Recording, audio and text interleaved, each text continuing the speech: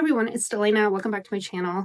I just wanted to say thank you for all the subscriptions. I really, truly appreciate it. It makes a big difference for me. So if you could please subscribe, like, share, would greatly appreciate it. I hope to put out a video almost every day as much as I can. So please, like I said, like, subscribe, share. I really, truly do appreciate it. But today I want to talk about Blake Lively and her reaction at the South by Southwest in Austin, Texas this past weekend. And her reaction and her speech on stage, number one, very uncomfortable.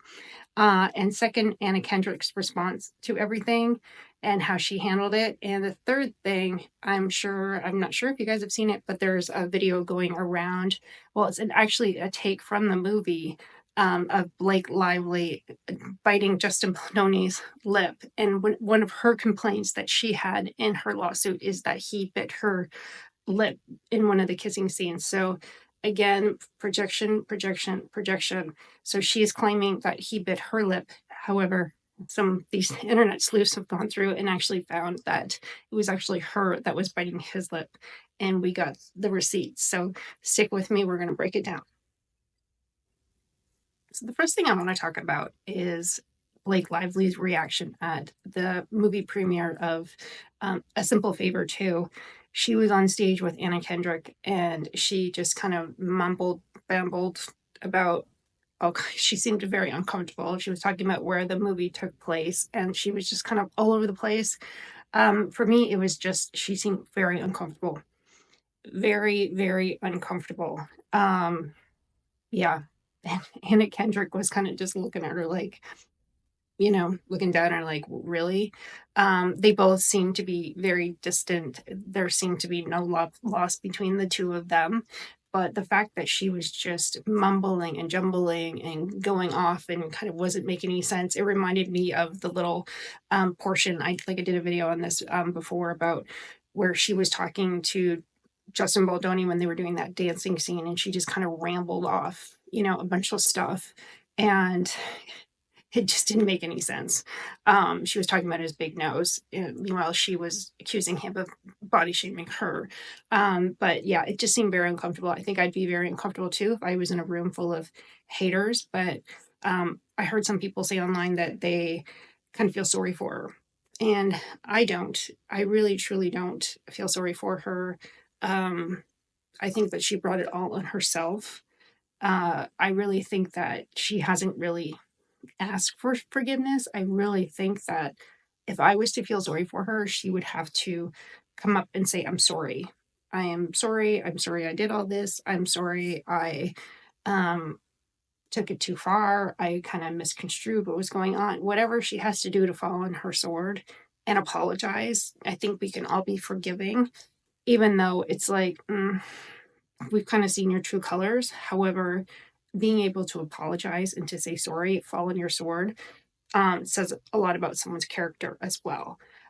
She just had a baby. There's a lot of stuff emotionally going on. I'm sure she had a negative response from her husband, which I believe that the negative response from her husband came from the fact that you could tell that she was having feelings for Justin Baldoni. I think he caught on to that. And he just kind of reacted and said, like, you better get in check. And I think she was like, probably like, no, it's him. It's not me. It's him. And then that ball started rolling. And I think we've all been in a situation where sometimes the ball gets rolling and you just can't stop the ball from rolling. And at some point you just have to stop the ball from rolling and say, you know what? I screwed up. I'm sorry. I fucked up. I gotta take a step back. I screwed up. There's nothing I can do to go back and change it. All I can do is change going forward. All I can do is ask for forgiveness.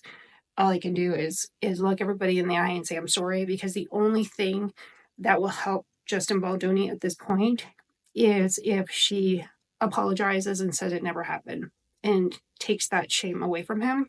And I talked about this again in one of my previous videos about my son was wrongly accused, and I went right after it. I hired a lawyer. I went just balls to the wall. This lady that was claiming this, she's batshit crazy. And I thought, I'm not gonna let that even get out there, because even if someone says it, it's always going to be in the back of everybody's mind. What if it's really true? What if it's true? And I never wanted that stigmatism over my son whatsoever. It was completely not true. It was like not even remotely, no iota of it was true.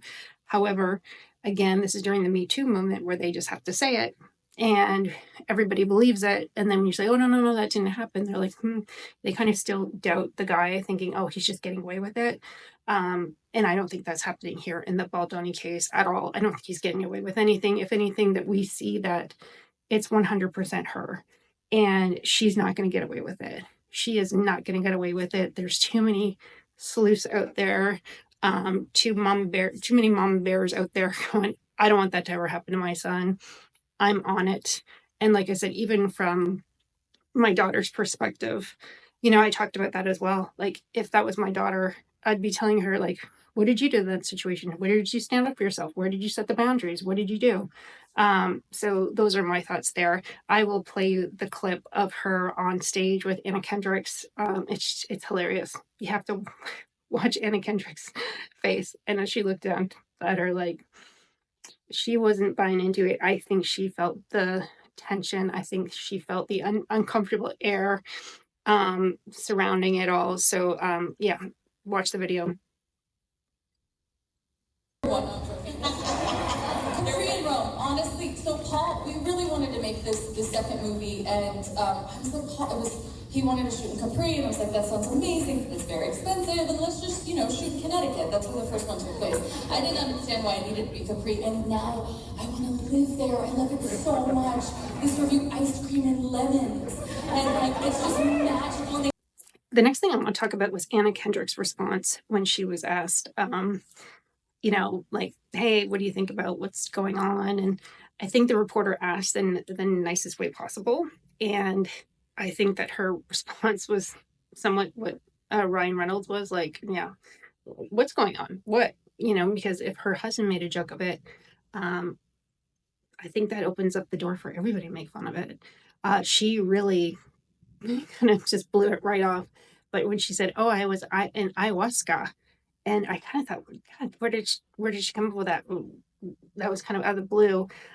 So Candace Owens did some digging, and I pulled this up from her podcast where Ryan Reynolds was with Brandon Sklar, and they were talking about ayahuasca, and Ryan Reynolds' mom was involved. But I thought that was really telling. And Blake Lively was there when they were doing it as well. So here, have a take a look at Anna Kendrick's response, and then how they brought up the whole ayahuasca thing. So I don't know if she had saw it before. It was very interesting that out of all the places in the world that she would say she was for the last year, it would be ayahuasca, and they just happened to be talking about it when they were doing some filming. I think it was for Deadpool. So anyways, check this out. Watch this.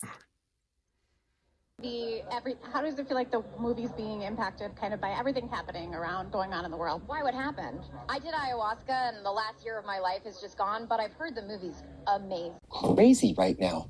It reminds me of when I went on that meth journey, confront my inner child.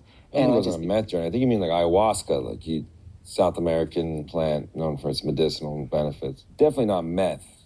You should not be doing a meth journey. I've been on a meth journey for about 6 months now. I mean, I'm not a doctor, but you're probably going to die.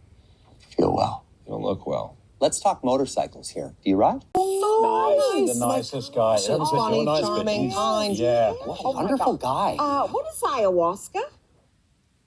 The last thing I want to talk about is that kiss that she was claiming that he was biting her lip and she was actually biting his lip. In her documents, in her lawsuit against Justin Baldoni, she claimed that he was inappropriate, that he was aggressive, and that he was, it wasn't in the script for him to bite her lip, and he went and bit her lip, and it seemed kind of odd. It was an odd thing that, and even if he was biting her lip, you think that the intimacy coordinator would have saw that and would have called that out, or she wouldn't have called it out immediately. So it's very funny. It comes out, like I said, these internet sleuths are on it. They're on it. It is such projection, and it is a perfect narc move. It's just everybody else. It's what whatever I'm doing, you just project it on somebody else. And then, well, it's not me, it's you doing it. You're doing it, not me. However, when it's on camera, you can't back that shit up. You just can't back it up. So she's trying to back this up, blame it on him. So I just think that's just really telling. So I don't know if she went to her husband and said this happened, or maybe it came out. Maybe she thought it would come out that he was biting her lip, and then, or she was biting his lip, and then she thought, oh, I'm just going to turn it around. So it's actually him biting my lip, so I don't get accused of doing it. But it's on camera. It's on camera. It's all on camera. It's all in the film. So I don't know how she's going to back that shit up. Everything's on camera these days. If it's not on your phone, it's on a bank camera outside, it's on your Ring camera, everything's on camera. You really can't back out of crap anymore. When we were young, we could scoot at anything, and because there was no evidence. So when it's actually being filmed, you can't back it out. And when she was actually trying to take that dance scene and say that he was saying these things are inappropriate and stuff like that, she was saying all that because she didn't realize that he actually had the audio.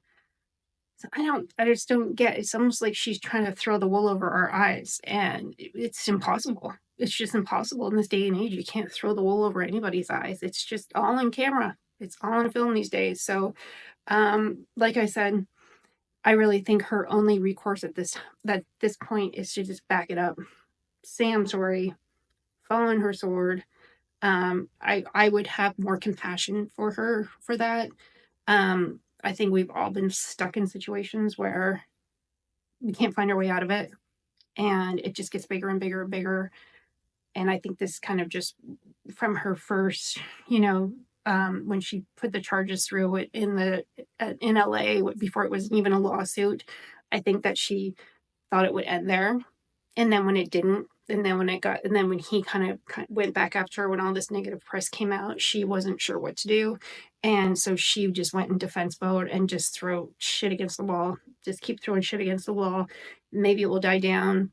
I think that women are not used to not being believed. I think Amber Heard was laid the groundwork for that, for people to say, oh, no, let's back this shit up. Not every guy's an asshole. Not every guy is sexual harasser or abuser. It's just not. We are all going to question it. And I really think that people are starting to see through those women that are lying. And it is really detrimental to those women that are actually going through kind of sexual abuse or harassment. It really, truly is. Like I said, the only recourse I think that she has right now is to back it up, to ask everybody for an apology. Ask Justin, not everybody, just ask Justin Baldoni for an apology, a public apology. That's what she needs to do at this point. Anyways, guys, I'm very interested in your thoughts, comments. Please comment below. Please like, subscribe. Like I said, please subscribe. It really just makes such a big difference to my channel. So I really do appreciate it if you subscribe. And I'll talk to you guys soon. Bye.